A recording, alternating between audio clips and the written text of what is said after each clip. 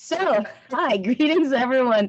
Good afternoon, LA. Good evening here in New York. Good morning to those who are logged in from other countries. Thank you for joining us today. I am Sybil Santiago. I am a proud member of the Producers Council for the Producers Guild of America and one of the co-leads for the Asian American Pacific Islanders Working Group. On behalf of my co-leads, if we can bring in Quentin Lee, Jonathan Wang, and Alan Chu, who is not here today, but we are thinking of you, Alan. Along with our working group members, we would like to officially welcome you all to our 2022 AAPI Heritage Month virtual panel. The AAPI working group is part of the p.g.a's One Guild initiative, supporting inclusive membership, employment, content, and depictions. Our group are here to seek to increase access, visibility, and participation of its AAPI members by aligning with the p.g.a One Guild's initiative of encouraging proper representation and access to opportunities within the Producers Guild and industry at large. We also hope to increase awareness to the p.g.a for the broader AAPI film and television community in order to hopefully expand AAPI membership.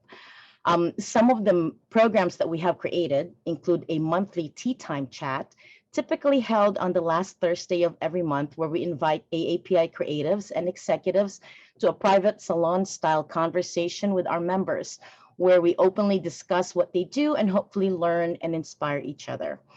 Our next tea time guest, excitingly, are producers Melvin Marr for the month of June and Julie O for July. So hopefully you can join us. We also hold once a year a AAPI holiday virtual networking soiree where we get everyone from all over the world, members and non-members, to come together for a pre-holiday meetup. We have also made it a point to have 1 to 2 bigger events that is open to non-members, which include the celebration of AAPI Heritage Month. Last year, we supported a joint event with the p.g.a and Amazon with a conversation with Christina O, fresh from her award season buzz with Minari. This year, we are excited that you can join us to present today's live virtual press panel with a conversation on diverse partnerships and content creation. We have joining us are the filmmakers and the cast member from Fox's The Cleaning Lady, and the producer and cast members of the film Everything Everywhere All at Once. Our guest moderator for today is Dino-Ray Ramos, an award-winning journalist who served as an editor at Deadline, where he reported on inclusion, diversity, and representation in film and television. In 2021, he launched the alternative Hollywood media Diaspora and created, produced, and hosted the GLAD Media award-winning New Hollywood podcast. Just this past week, he was part of the Gold House's A100 list of most impactful Asians. Speaking of, we want to wholeheartedly thank our list of wonderful creative collaborators for this event. Thank you for your support, Gold House, CAPE, Diaspora, the Soho International Film Festival, the Asian Canadian Film Alliance, ASAM News, and the AAPI LA as a partner of the Mayor of Los Angeles. Now, before I pass this mic to our moderator, we wanted to let you know that if time permits, we will take questions from the audience. So just type your questions on the Q&A button, which you will find on the bottom of your screen, and we will try to get to your questions for our panelists. Reminder that this is a live virtual event, so we would really love to get to encourage you to participate if you can. So here we go. Let's start the panel with the short clips from the film Everything Everywhere All at Once and the Fox series The Cleaning Lady. Amazing. There is a reason why people have gone 2, 3, 4 times seeing that film.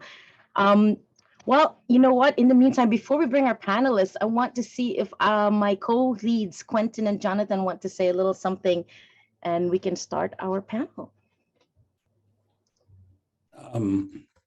Sorry, I'm looking for Dino's number right now. So it's okay.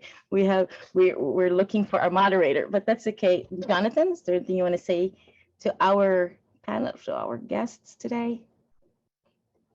Yeah, I guess it's kind of weird because I'm also a panelist, but I'm also a one of the co-leads of this working group. And we started this working group after George Floyd was murdered, and as a reaction to it and some of the AAPI hate, we started this group, and we've seen a great growth, and we've been very excited. I will start by saying, please forgive me for my voice. I just tested positive for COVID, but I didn't want to miss this. So I'm here with you all to answer this. But my very low vibe is only because my body is being cannibalized by COVID and not because I don't want to be here. But it's an honor to be here with everyone, and very excited to have this conversation. I think that Dino just had an issue. He should be joining in any second, and we'll be able to kick this off. And in the meantime, maybe we can start. No worries. Yeah, I think maybe we could bring in our panelists and at least introduce them to our audiences who've been waiting to see them.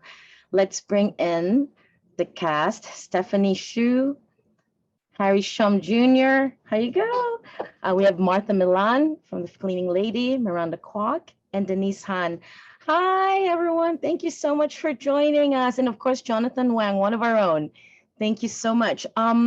So maybe we can just kick it off a little bit, since Dino is, we know how it's like, what the schedule is like in this life. And I know everyone that's watching is familiar that things sometimes happen at the last minute, which is another reason Key also couldn't join us. As a lot of you probably know, he was supposed to be here on this panel. And thank you, Harry. Last minute was able to step in. We really, really appreciate you being here. But let's, oh, wait, he's here. Look at that. Perfect timing. Oh my God. Hello, Dino. Welcome. Well, I'm going to transfer the mic over, but I'm so glad you made it. Wow, that was really quick. So thank you. Thank you for running and making it here. I was on Olympic 10 minutes ago, and it was horrible. Sorry, y'all, I'm late. I feel horrible, but it's on time. If you, because we're Asian and people. It's Asian time. It works. The right time is when you get here, right? That's all right. Is it not? Okay, well, the floor is yours. Thank you again for being here. You missed my special intro for you, but I'm sure you already know. We love you. Thank you for being here. And Quentin and I will step out. Oh my God, y'all. Thank y'all for having me. Y'all have any questions for me? I'm just joking.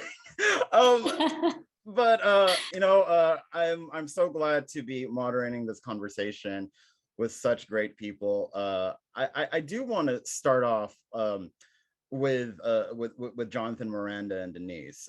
So everything everywhere all at once is critically acclaimed, a box office hit. The Cleaning Lady has gained a loyal audience, and a season 2. And how has it been like for your respective projects? And how have they evolved from inception until now? I guess we'll start with Jonathan. Thanks for being here.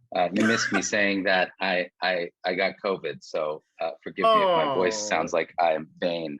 But I think that the response to our movie has been, honestly, it's like drinking from a fire hose. It's like we made this really beautiful, precious thing. We baked it in an oven and we served it to people, and we did not think that it was just going to become like such a phenomenon where everyone wanted to get a piece of it. And it's, when we made it, we were unapologetically weird, unapologetically Asian, unapologetically ourselves, and we're like, okay, I think there's going to be some fans who like it, but we didn't think that it would cross over into like a broad appeal in a way that now we have people watching it 3, 5. We've heard 11 times in the theaters. So the way that it evolved, to answer your question, early on to when it was released, obviously in production things change constantly. But from when we put it out until now, I think the biggest thing that has just evolved is just that the amount and the tenor and the content of the conversation around our movie has been so fascinating, so beautiful. Like, Stephanie, Harry, and I, none of us are psychologists or psychiatric specialists, but people come up to us and they really want to talk about their relationship with their mom, their relationship with trauma, their relationship with their gender identity, with their own race. And it's been beautiful. And so I think the biggest evolution of this release has been just the crowd reaction and how much this feels like a special thing that has become bigger than us, and that we're very happy to just let it exist in the world and be, part of. Miranda and Denise, it is no secret that the Cleaning Lady has gone on an interesting journey, but how has it been like for y'all to kind of see this project grow and become what it is? Well, it's been an incredible experience, right? Because as I was developing the project, adapting a format where I just thought, you know what, let's have the lead be a Southeast Asian character and have her be an undocumented immigrant who, is a doctor in her country and she can't work here because her credentials don't translate. And, let's throw all these, issues in her face, and she has all these obstacles to mount. And as I was creating the show, I never thought, like, how is an audience going to respond to this? I just wanted to tell a story that I felt passionate about. And, if anything, I think I felt like there might be more pushback against it. And so it's really honestly been a real surprise and so, so amazing to see. Because when I first developed the project, I initially thought that I would pitch it for streaming and cable, because that's where stories like this normally land, especially with these perspectives. And it was actually Warner Brothers that said, like, there's a greater appetite and audience right now for more diverse perspectives, marginalized voices. So let's pitch this for network. And I thought, okay, like, I don't know who's going to buy this, but yeah, sure, I'll do it. And, I'm not going to change the story because this is the story I want to tell. But yeah, let's see what happens. And, we pitched it to Fox. We pitched it to 5 networks. Fox scooped it up immediately. And honestly, everyone embraced the fact that it would be a Southeast Asian character from the get-go. And again, like, there was still some, there was some apprehension around that, like putting, we're going to go for it. We're going to do this and take this big risk to put these characters that we've never seen on TV before in broadcast television. And the response has been extraordinary. We were getting 3 to 3.5 million viewers live at the night that it aired. And that includes like all the commercials and all, which is like unheard of in this day of streaming and cable. Every week we're getting 5.3 million viewers. And to date, the pilot has had 12 million views. And then we've also heard from Nielsen just a couple of days ago that 90% of our audience is actually non-Asian. So it's really proven that there is an audience and appetite for these stories, that people do want these different perspectives, and they are completely embracing these stories, these perspectives, and these issues that we're tackling. So it's been fantastic. Was that a dog agreeing with you in the background? Yes. When I get excited, he gets excited. Oh, and I'll just add that it's been a great partnership with Fox. And I feel like, you always wonder going into these situations, how receptive, as we get into the nitty gritty of which stories we want to tell and how specific we want to get. You always wonder if at some point there will be that pushback. And I feel like, Miranda, correct me if I'm wrong, but like, there really hasn't been. I feel like there's been a desire to, like, oftentimes, we as writers will be like, well, maybe we don't need to be as specific in this one moment, but our partners at Fox and Warner Brothers have said, we want more authenticity. Let's have some Tagalog. Let's, can we be even more specific about how this family and these cultures would respond in this particular situation? And it's been kind of amazing. And it always, I feel like, made our storytelling better. It's always additive, we find. So, I mean, hopefully, I feel like this shift is here to stay, hopefully. I mean, I don't know. I feel very hopeful about it. And even with other projects I've been developing, I've sold 3 pilots that all center on Korean American characters. And I feel like there's a real openness now to just tell universal stories, but in a specific way. So it's been really rewarding. Well, speaking to that, this will be for the creators and like the actors and just everyone on the panel. Like you said, we are in this interesting time when it comes to, Asian representation. And there is this scarcity. A lot of people, where there's scarcity, there's kind of, there could be obstacles there. But you know, when you board projects, or when you start developing things, and when you start writing, or when, you know, when the actors, when y'all starting reading for parts, how do y'all keep your expectations at bay? How do you keep them in check? Whoever wants to answer, or else I am going to call on someone. Okay, Stephanie. I knew you were gonna choose me, you know. We hang out too much. Yeah. You know, I think what Miranda was saying earlier was really interesting, right? Like, our jobs as storytellers and as creatives are just to tell the story, or create the story, or give ourselves to the story as honestly as possible.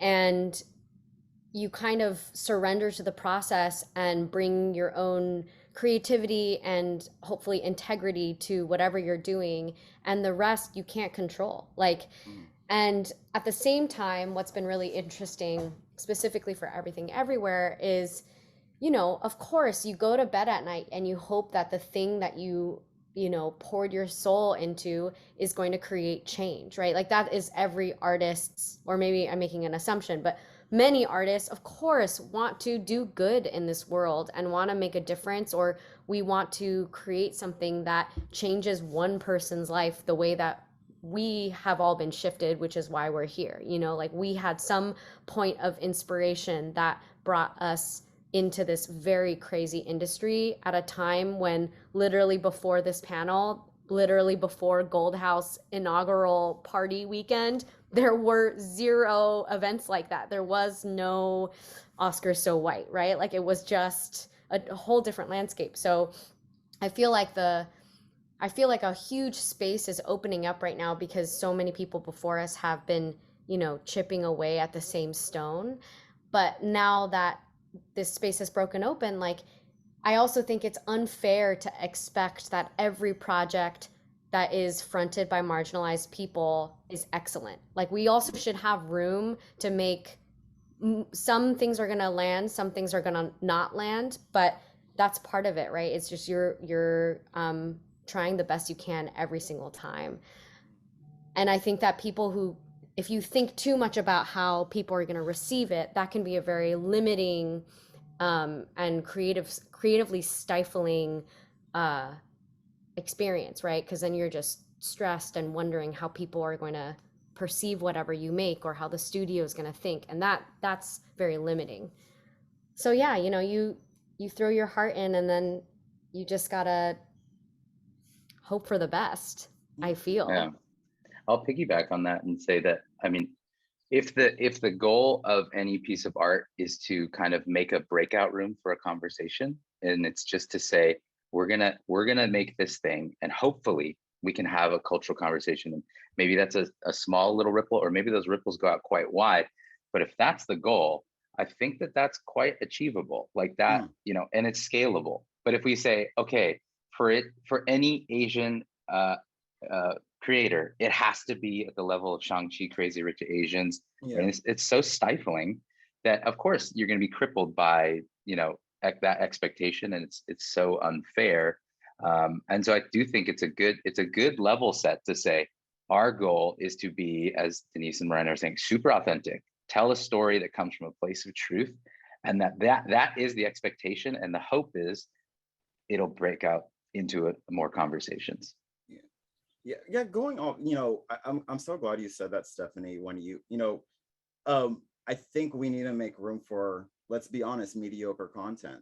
You know, I mean, I don't think that's necessarily a bad thing. It just gives us variety. What may be mediocre to one person may be like excellent to another. And like, who defines what Asian excellence is, right? I don't even know if like we can, right? But I think at the end of the day, we're like beholden to this industry that demands a lot from us. So like, do y'all think, like, for the time being, we have to strive for that excellence, or do you put that pressure on yourself, or do you just say, wait, are we allowed to curse? Do you just say F it and just like do what you want?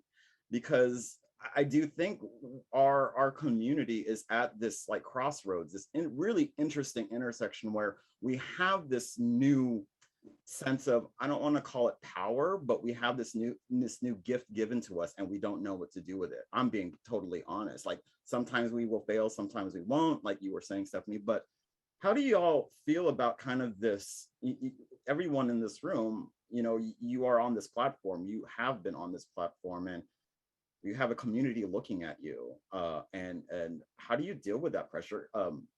Harry, I'm going to go to you for this because you've been around for a while. That's not shade. Yeah. So during my time, started. That's actually James Hong. James Hong just put on a mask. Yeah. Well, yeah.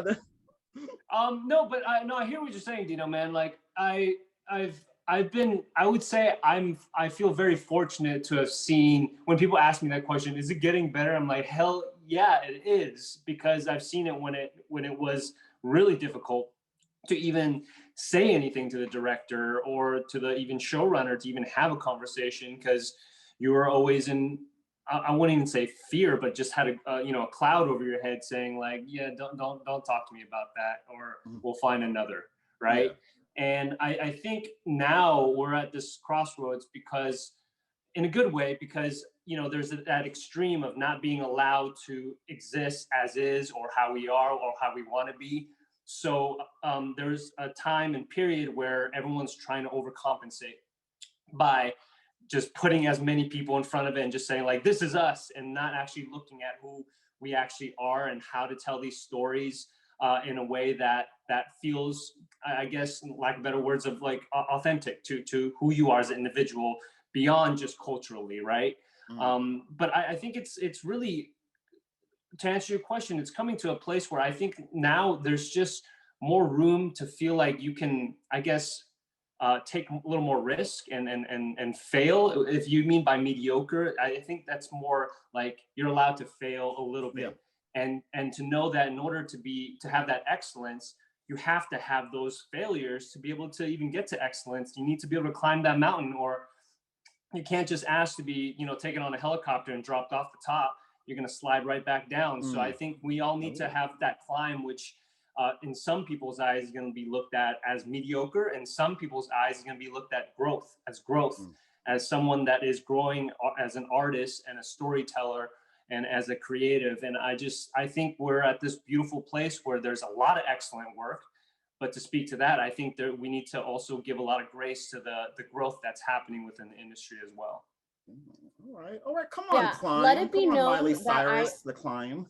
Let it be known that I am not an advocate for mediocre art. I just need to make that clear. I think we're talking about mediocre as it's a bad word. Okay, Dino, because I really don't think like we're saying mediocre as a bad word. I think it's just like, I want to say Harry just said let it us beautifully. Yeah. Yeah, and like, because let's be honest, like when a white creator creates something, they don't have those risks. They're allowed to fail upwards, right?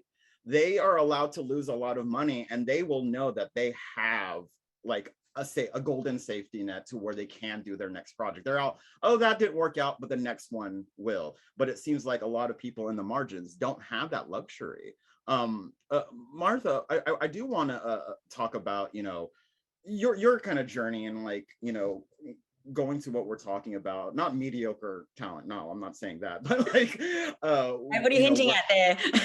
No, that's okay. I just came in late, and now I'm just throwing shade at everyone.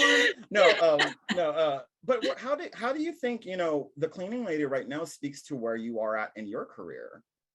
I think, to be honest, I mean, like in terms of when you say putting the pressure or on yourself, I never thought of it that way. For me, it was just an opportunity just to stay present and really kind of be true to the work. I mean, when you go into this industry, if you focus so much, I mean, this is my point of view of like me being Asian, and yes, there are all these limitations and challenges.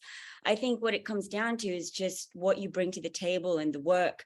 And so I think just to try not to put any pressure, that was the way I kind of just focused on things, and just trusted, obviously, the writers who just gave us incredible material every day, just to blissfully go through such emotional roller coasters that I never thought about like what the pressures were. It was just the pressure of just, well, I mean, keeping my job, obviously, but like but at the same time, just, you know, being so grateful that there are new avenues, and it is a positive movement rather than in terms of the challenges that we used to face, that there is something that is that's opening new doors for new talent that were never, you know, able to be seen.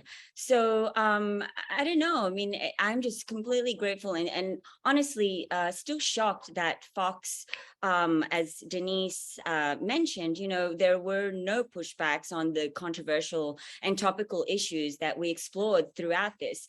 But what I think also is just on every level, including with Everything Everywhere, it's just the relationships and the family values that are really relatable to everyone on all aspects, regardless of your race, your culture. I think that's where, you know, everybody's kind of breaking down barriers on that level because of the relatability, the writing, the content. And if the actors are true to that, then people, of course, are going to just want to be connected. Because that's what they've seen, and that's what they see in their lives. And I think, you know, representation is so empowering because, you know, when you see yourself on screen or someone, your identity, it's not necessarily validating who you are, but it just shows that you're part of this world. You're part of humanity on that level. I think, you know, for me, I've dealt with, I think shame is a big part of growing up and dealing with that. And so representation just opens so many doors and kind of takes away all of that. And so with all the creativity from all this, from, you know, Everything Everywhere, the cleaning lady, to all these new content that's being created, it's freaking awesome. So I'm kind of like that. Yeah, I think no pressure, just like let's keep going. I think with a lot of the stories that we're seeing more and more is that like it's kind of like it's all these very universal stories with families and people who happen to be Asian. So it's kind of like, you know, come for the story, stay for the cultural nuance, kind of thing.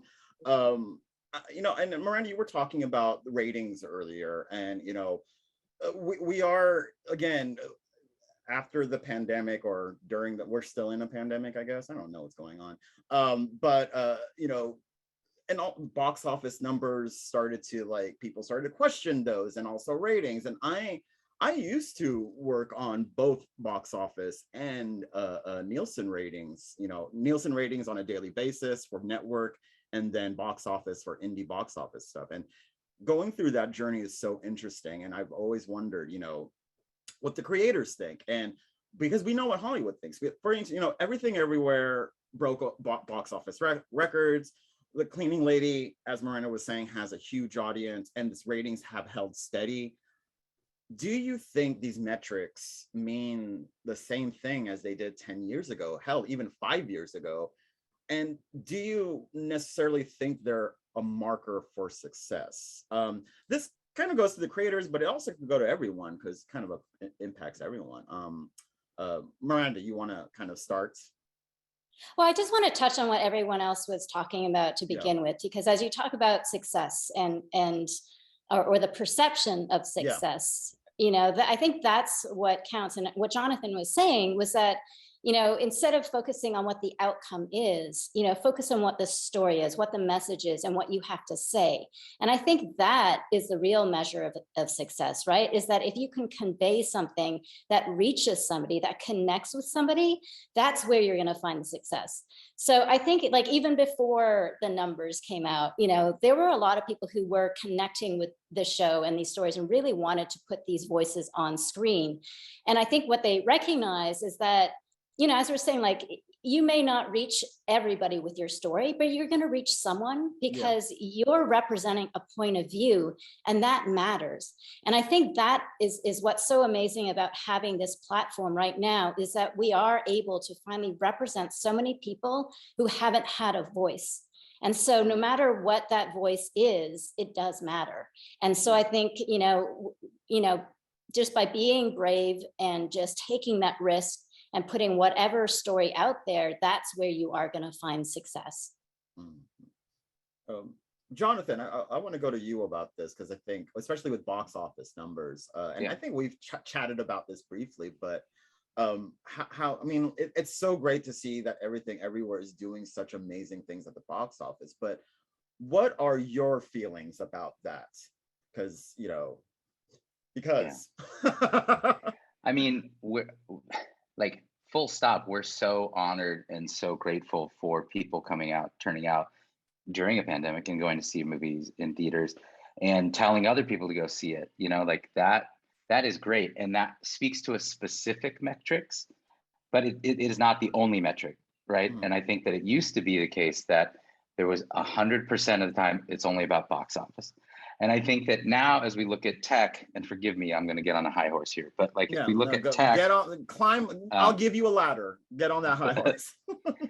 I think that we're algorithmically predisposed for bias and for outrage, and if you look at the things that become most viral, you look at the things that just really take the nation by storm. Those aren't necessarily the best things for us. Like, I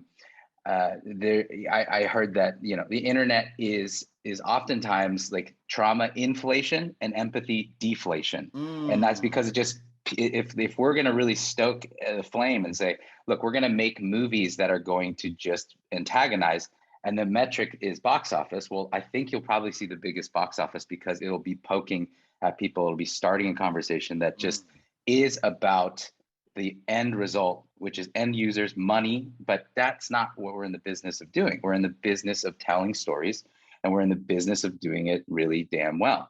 And I think that the reason why we are seeing the success is because as soon as you get diverse partnerships and you get diverse storytellers, there's a voracious appetite for these stories, and people are clamoring to see it. And that in and of itself is important to say, look, there's financial viability to this, but that's not the end all be all, or else we're going to make bad things that pander to people. And our whole goal is to say, no, we want to make good things with diverse voices because it is actually profitable. So I'm threading a needle there, but I hope that makes sense and my COVID brain isn't too funky. No, that it makes perfect sense. And it kind of goes with this whole, like, when in journalism school we're taught, like, if it bleeds, it leads, that kind of thing. And that's kind of what it's echoing what you're saying. It's like, if you're going to put a bunch of trauma on the screen, people are going to eat that shit up. Oh, sorry. I don't know. Are we allowed to cuss? Anyways. No, but it's interesting in how you frame that, because I think that's very interesting and to a certain extent true. Does anyone else want to comment on the box office of it all and the ratings of it all? Like, how do y'all feel about these metrics and, kind of them dictating what is successful and what is not?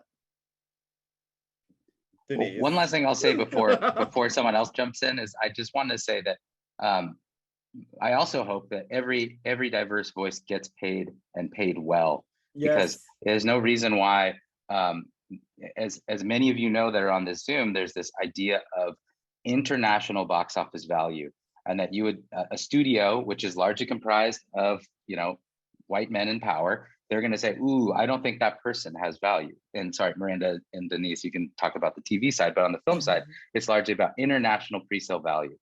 And largely those names are, 90% white. And so my goal in terms of box office success and saying, like, yeah, I'm really stoked that Everything Everywhere is doing well, because look at the cast. There is international value. There's actual domestic value too. So that was just to say, it is very important too, because it is the film business, and we want people to get paid that look like us, that are mixed race, full, they'll run the whole gamut. heard too many of those underpaid stories, but I mean, Denise and Miranda, you want to chime in there? I mean, I'll be perfectly honest. Like I pay attention to the numbers, and it gives me great anxiety because I've been on shows that do get canceled strictly because they're not getting the eyeballs they need. Mm-hmm. And we have such an amazing platform and an amazing show and opportunity and amazing cast to tell these really great stories. And so I do think about, like, I will be in the writer's room and in our conversations on the show about how do we just elevate our storytelling on all levels and make sure that we're staying true to our voices and our vision, but at the same time, I mean, not to be cynical, but at the same time, like, try to push the envelope and tell bolder, kind of noisier stories at the same time. Is there a way to do it all and aspire to that so that people can really tune in for a variety of reasons, like, and understand your audience, because Fox has a specific audience. That's just a fact. And of course we go onto Hulu, and that's a slightly different audience, but having an understanding of that and putting a producer hat on a little bit, which is kind of what writers are required to do in television, I think is smart, because we have to make the most of these opportunities, because even though we are on this great show and have this broadcast platform, which is very, rare these days, Fox is a huge platform. We want to make the most of it and make it last as long as possible so we can keep telling the stories that we want to. Yeah, I think going to that, we're in Asian Pacific American Heritage Month. Obviously, we're at the tail end, and as I mentioned, we have been in this interesting space of cultural impact. We're thriving, but also at the same time we're experiencing hate, and we're becoming more and more cognizant of how we're portrayed in media, like every single day. How important for the for the producers and for the actors, how important is it, like, for to create and foster diverse relationships, partnerships, and also even across, the Asian community, to the queer community, to the Black community, the Latinx community, to the disabled community even. How important is it for y'all to do that? How do you foster that? And how do you kind of navigate that field without kind of doing it like the dominant culture does, where they are using tokenism? How aware and how cognizant, and like, what do y'all do to help these partnerships? Silence. I mean, no, you go first, Harry. No, just for that, and this is, I think, on a more of a human level, because we always talk about industry, how do we do that? How do we help other communities tell their stories, or even like intersectionality, like just being able to intersect between different communities and cultures. And I think first and foremost is just like, look at your group of friends and really look at who you're talking to, who you're getting to know on a human level. That's first and foremost, because, when I think what ends up happening is a lot of times people are trying to tell stories that they don't quite understand, and then they're like scrambling to tell it, and then when they do it, they get hit pretty hard. Yeah. And it's, to me, it's like, you're not going to get everything right, and no one knows everything. That is something that we all have to have an understanding. But I think what's important is to really reach out to certain communities that to just understand on a human level, whether you're making trying to put it in your story or whatnot. But I think that's the most important part that I think a lot of times certain communities are missing, because we're all, there's that possibility of every community sitting in a bubble that, you know, they, even within their community, even, you know, when you talk about Southeast Asian, South Asian, and, you know, like just being able to really understand each other, it's a lot. But at the same time, I think it's important for us to really reach out beyond what we're comfortable, and that, I think, will allow better storytelling, but also allow us to have a better understanding, so we're not arguing about the things that are, I think, unnecessary at sometimes. Stephanie, you wanted to say something? That's actually like exactly what I was going to talk about, was just coming back to humanity and compassion. I think it's so important that we are having these conversations, and simultaneously, I think that framing it under identity politics or like certain buzz categories, even how they're seen through the lens of our industry, can suddenly be very dehumanizing. It can suddenly feel like you're trying to like that studios or producers are trying to hit a quota, and that just spins it immediately into the wrong direction. And I feel like it can get very bitter very quickly. And I feel like the biggest thing that we can do is to learn to have like a genuine curiosity and love for the humans who are beside us, people who we know we haven't seen or don't understand their stories, and to hold space for them. And I feel like that is the best thing we can do, not only for our industry, but also for one another, which is like this planet and this life is so much bigger than, you know, like what's the hottest show right now, you know? Which is the cleaning lady, right? Hell yes. Does anyone want to kind of chime in there and talk about how you navigate diverse? I mean, also the word diverse, for me at least, have become such almost a triggering word for me. If I'm going to be totally honest, it's like when I talk about diversity with people like in this room or other people in the margin, it feels fine. But when you try to talk about diversity with a white person, it hits different. But how? Yeah. I mean, you go for it, Miranda. No, I mean, the fact is we are all diverse. Like every single human being is diverse. Every person is multidimensional.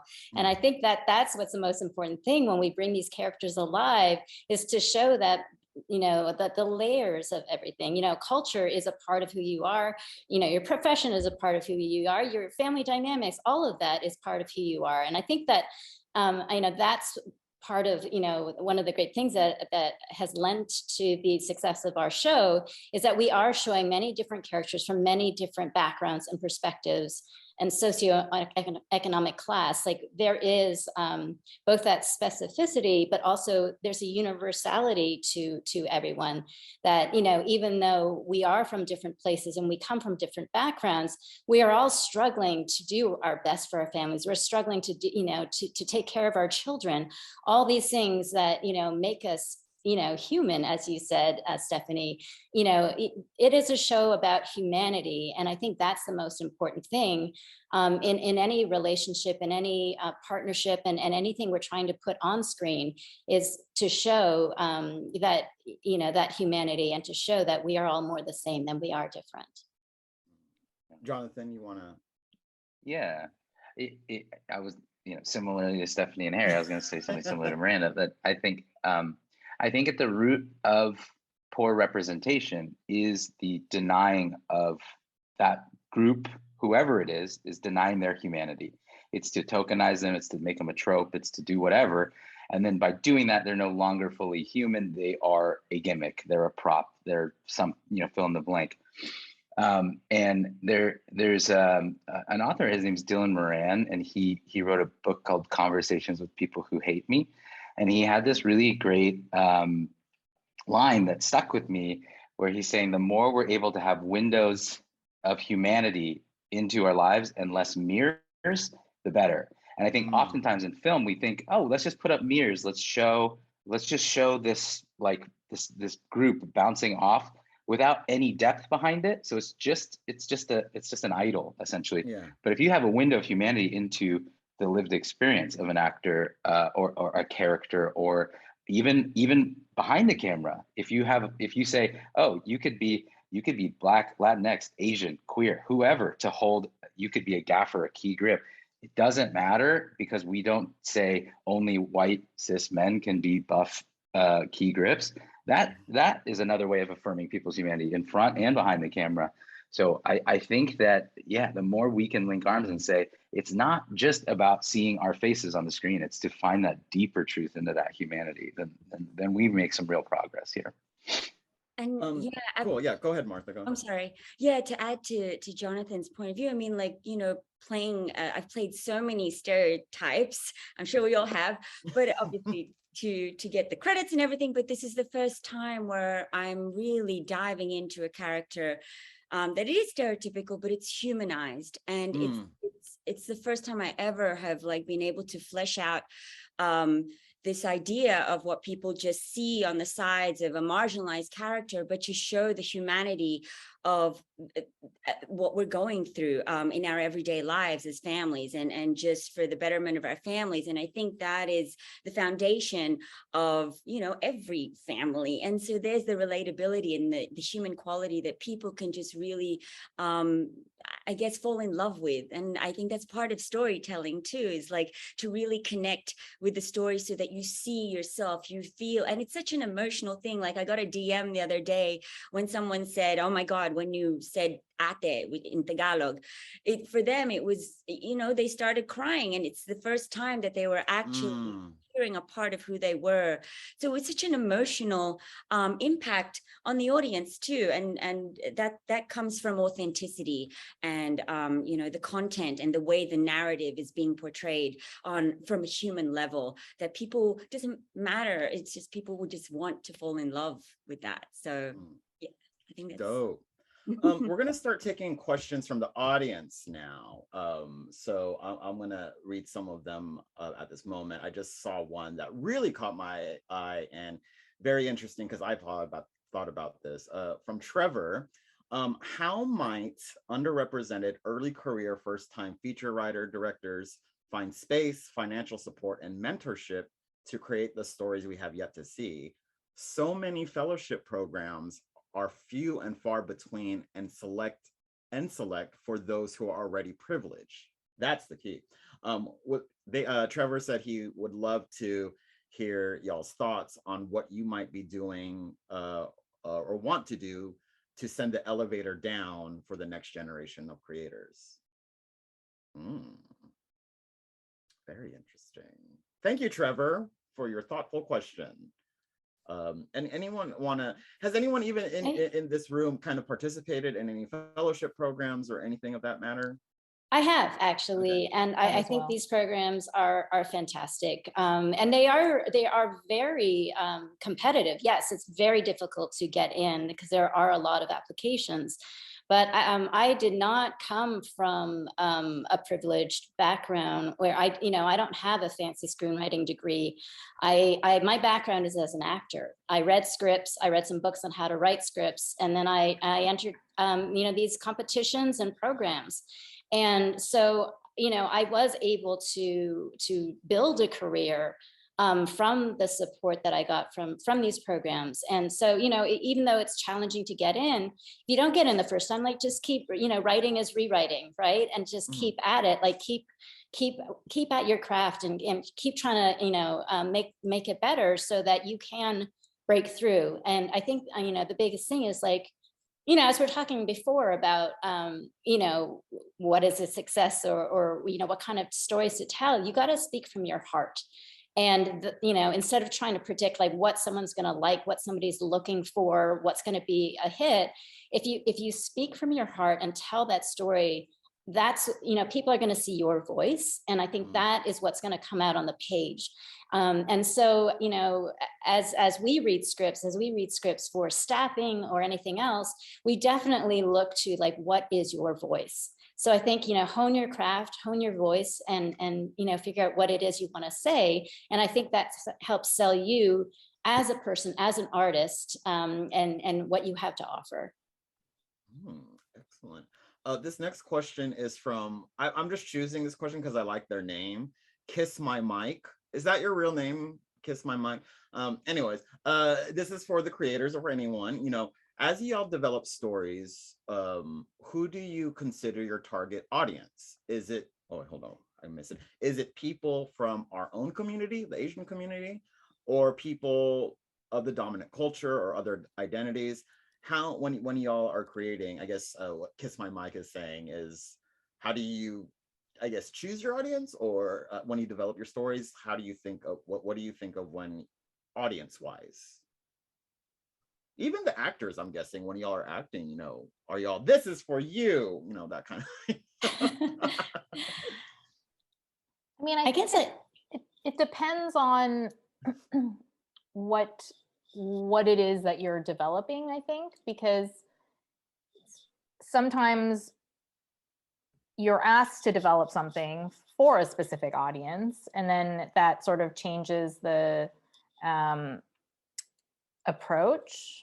But in general, I would say I don't typically have an audience in mind. I mean, I sort of come from a place of, you know, what everyone is saying, just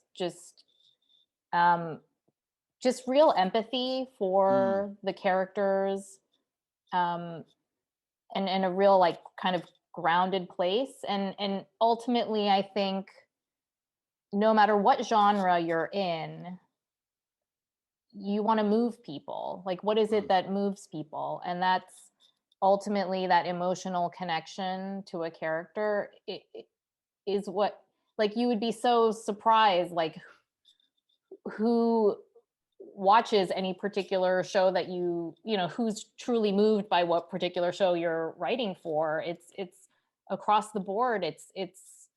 It's not like a specific, you know, age range or group of people. Ultimately, I mean, that's sort of the origin of what you're putting on the page and how you're approaching it. And then I think, you know, I think as you get further along with a project and down the road, obviously, like, questions of audience will come up. But I think initially, for me, I don't really consider it too much. Stephanie?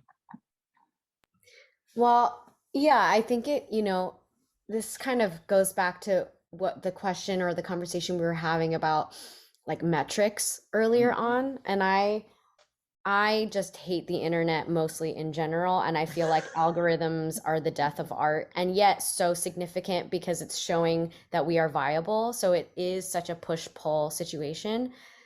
But with our movie, I feel like one of the biggest compliments I ever hear is when someone is like, I hated Swiss Army Man, but I thought Everything Everywhere All at Once was one of the best movies I've ever seen.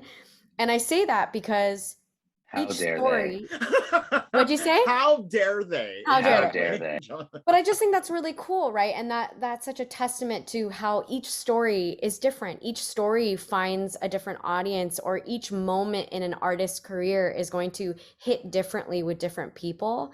And the only thing that you can do is serve the story as best as you can, and not only surprise people who may watch it, but I think what is exciting right now for me is also finding moments where I'm surprising myself, right? Where I might think I'm not capable of X, Y, and Z, and all of a sudden a perfect alchemy of collaborators comes together, and you find yourself feeling surprised because you just open up your artistic portal, and that's when the stuff cooks up, you know.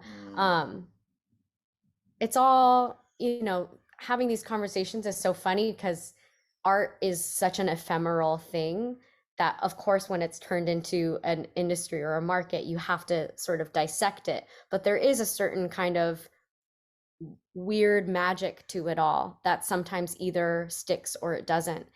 And I think going off that first question too is, I think, finding also people that you believe in, or people who I mean, Jonathan Wang was like a huge fan of the Daniels and the biggest advocate of them before they were doing anything that anyone was thinking about.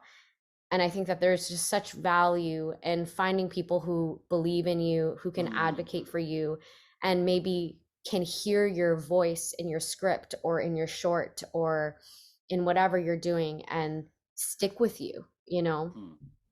Come on, ephemeral. You used ephemeral. Come on, And SAT word. I want to add to Stephanie. I think just to encouragement, also the question of like first-time filmmakers and looking for your audience.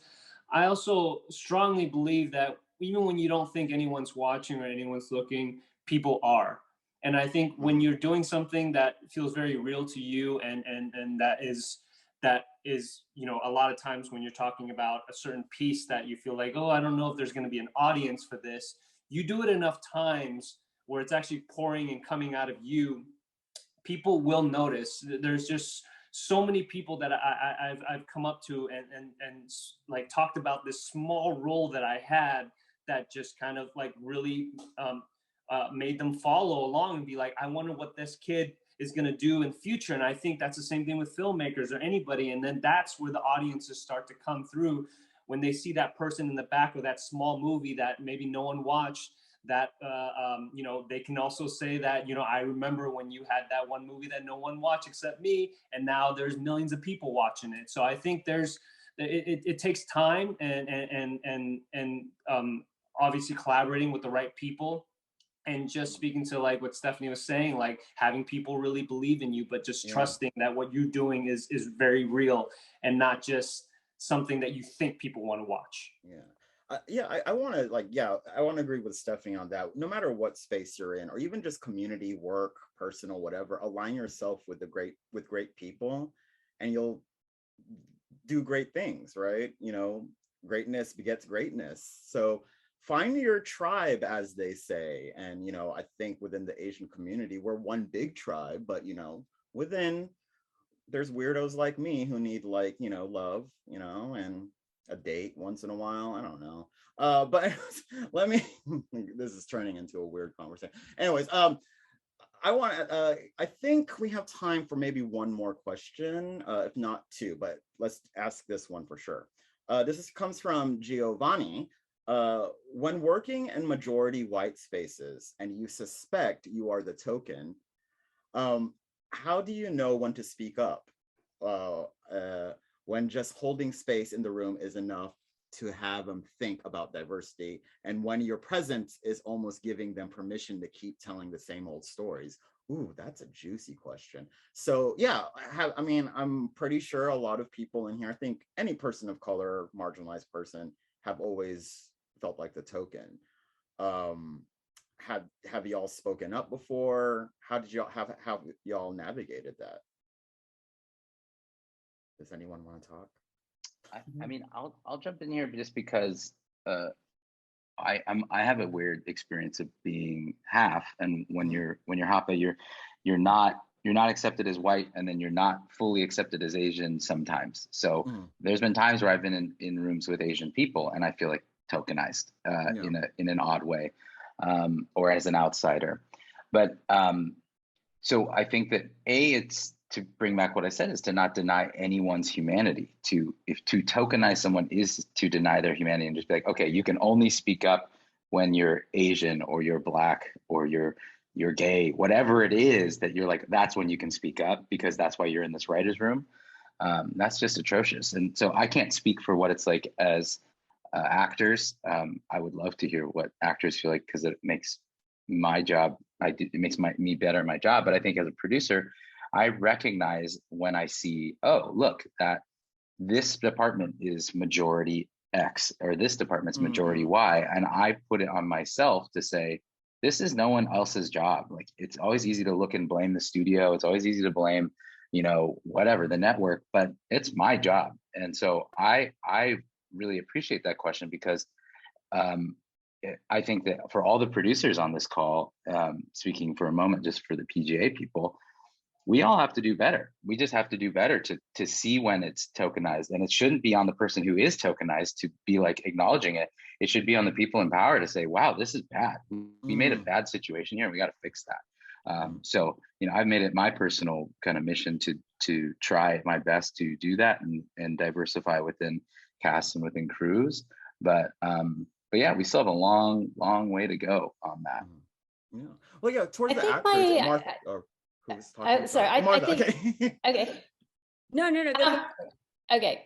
I think my answer to that is to not see yourself as a token, right? So you don't want other people to tokenize you. So don't treat yourself as one. You know, if you're in that room, you're in that room for a reason. And so, you know, have the confidence to like, if you have something to say, you know, allow yourself the space to say it. Allow yourself, you know, to, you know, just appreciate that you have made it to a certain point, that you've landed that job or that, you know, that space in that room, and to just treat yourself like everyone else, and not be afraid to speak out. I mean, obviously there's always politics in general about, you know, how, you know, in the job itself, but it shouldn't be for who you are or what you look like, or any of that, you know, and that framing. I think you just, yeah, just, you know, walk boldly in your own path, and just as long as you're speaking your truth, then you won't be marginalizing yourself. Martha.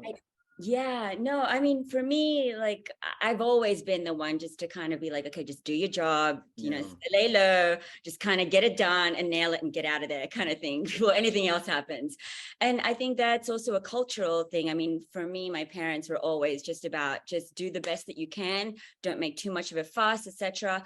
But I mean, for me, what I've experienced on The Cleaning Lady is the first time where there was an environment and an actual energy to allow communication and to allow for collaboration and cohesion.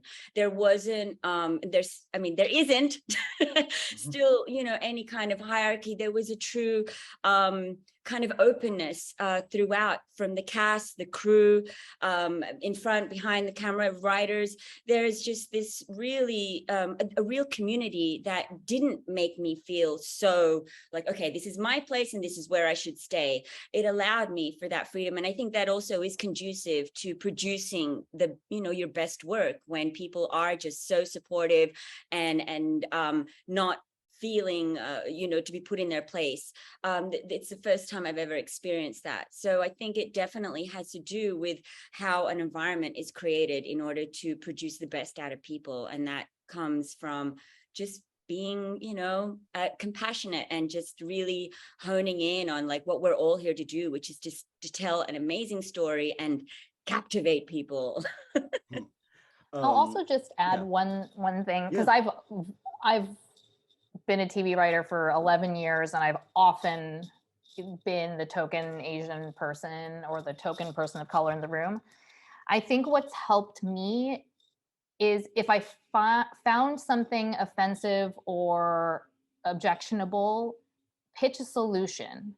You know, oftentimes it's hard because you in order to truly be, like Miranda was saying, like, you know, don't make yourself a token. You know, part of that is empowering yourself to listen and drive whatever creative conversation forward with ideas, creative solutions to whatever it is that you find objectionable, because it's easier to, you know, then you're moving the ball forward, but also fixing the problem, right? Yes. And I think trying to just be in that mentality is always really helpful. Cool. I think we're, oh, you want to, yeah, Stephanie, you want to. Last thing I want to add is just also, I love that, like, pitching a solution idea. I think that's so, I'm taking that in my front, putting that in my front pocket, not in my back pocket, put it in my overall sack right here. Yeah, your fanny pack. My fanny pack. But I want to say also, I think that we have such a responsibility to advocate for one another, not only within the AAPI community, but like intersectionally through other marginalized communities. And the thing is that James Hong is still alive, and when he started acting, people were in yellow face. So like in one lifetime, he's seeing this, right? People are going to mess up. We will also mess up. And there are other people of different gender identities, different races who are going to be misrepresented.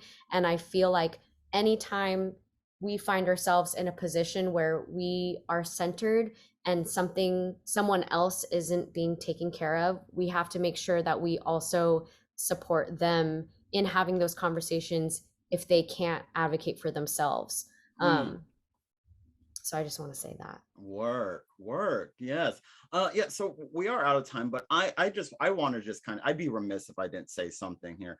I know that like the past day, week, month, year has been horrible, especially yesterday. I would be really remiss if I didn't say anything. So I just want to thank everyone here, the audience, p.g.a, Jonathan, Miranda, Denise, Stephanie, Martha, Harry, everyone here, that we just have like 1 hour of joy to celebrate each other and just to talk.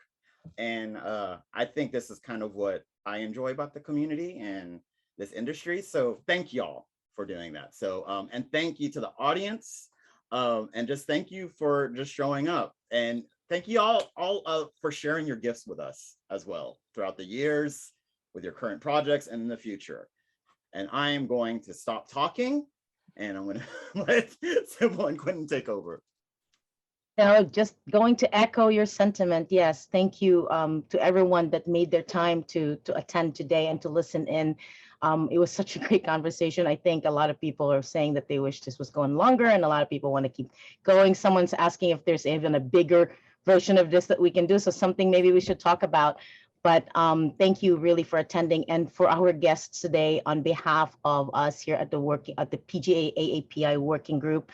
I want to thank the team from Everything Everywhere All at Once, Jonathan Wang, Stephanie Hsu, Shum Jr., and of course, Fox's The Cleaning Lady, Miranda Kwok, Denise Hahn, and of course, Martha Millan. Thank you so very much for being here. Thank you, p.g.a, for your support. Thank you, everyone. We're going to send some good vibes, good energy to everyone out there. It's been a rough day, especially yesterday, as you know, and we're all going to collectively bring that good energy and send it to each other. Have a great day, everyone. Bye, everyone. Bye, Thank you. sorry I was late. And sorry, I was unmuted.